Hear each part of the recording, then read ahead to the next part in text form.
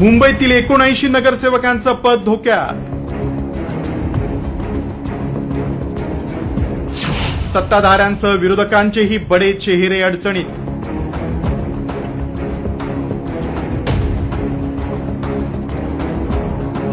कुणाचे बोगस कागदपत्र तर कुणाचे गैरप्रकार।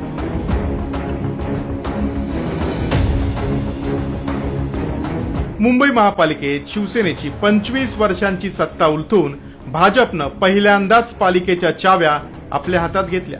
परंतु या निवडणुकांचा धुरळा शांत होतो न होतो तोच आता महापालिकेत नगरसेवकांच्या विरोधात याचिकांचं वादळ उठलंय। निकालानंतर मुंबई पालिकेच्या विविध प्रभागांमध्ये दाखल झालेल्या निवडणूक याचिकांची अधिकृत माहिती समोर आली आणि ही माहिती मुंबईतील अनेक नगरसेवकांची झोप उडवणारी आहे। 79 लोकांनी न्यायालयामध्ये आपल्या विजयी उमेदवाराच्या विरोधामध्ये याचिका दाखल केलेली आहे। त्यापैकी राजेश सोनावले हे जे शिवसेनेचे नगरसेवक आहेत त्यांच्या विरुद्ध जी याचिका दाखल करण्यात आली होती त्याला लघुत्तम न्यायालयाने रद्द करण्याचे काम केलेलं आहे। म्हणजे सध्या 78 जे नगरसेवक आहेत वेगवेगळ्या पक्षांचे त्यांच्या विरुद्ध निवडणूक याचिका दाखल करण्यात आलेल्या आहेत। या सर्व याचिका सध्या पेंडिंग आहेत आणि लवकरच त्यावरती निर्णय होण्याची शक्यता आहे। निवडणुकीतील पराभूत उमेदवार आणि सामाजिक कार्यकर्त्यांनी या विजयी नगरसेवकांचं टेन्शन चांगलंच वाढवलंय। या नगरसेवकांविरोधात याचिका दाखल करण्यामागची कारणं काय आहेत ते पाहूया।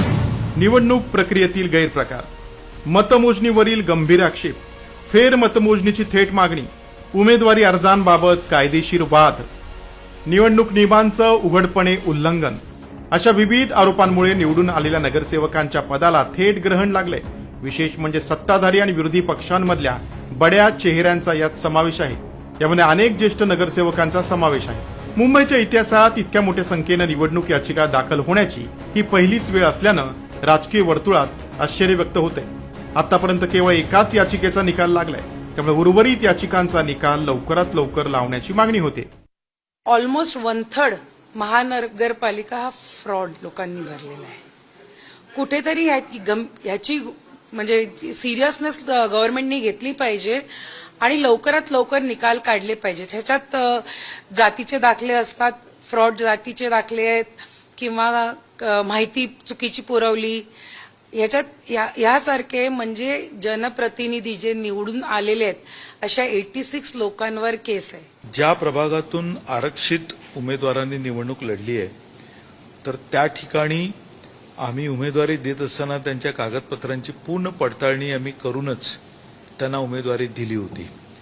त्यांची कागदपत्र सादरही झालेली आहेत आणि मला अपेक्षा आहे की आमचे सर्व नगरसेवक या कागदपत्र पडताळणीमध्ये सुखरूप त्यातनं बाहेर पडतील। निवडणुकीनंतर एकाच वेळी 79 नगरसेवकांच्या वैधतेवर आक्षेप घेण्याची ही आजवरची सर्वात मोठी आणि दुर्मिळ घटना आहे। त्यामुळे मुंबई महापालिकेचं सत्तेचं गणित आणि दिग्गजांचं राजकीय भवितव्य आता पूर्णपणे कोर्टाच्या निकालावर अवलंबून आहे आणि याच निकालाकडे आता संपूर्ण महाराष्ट्राचं लक्ष लागले।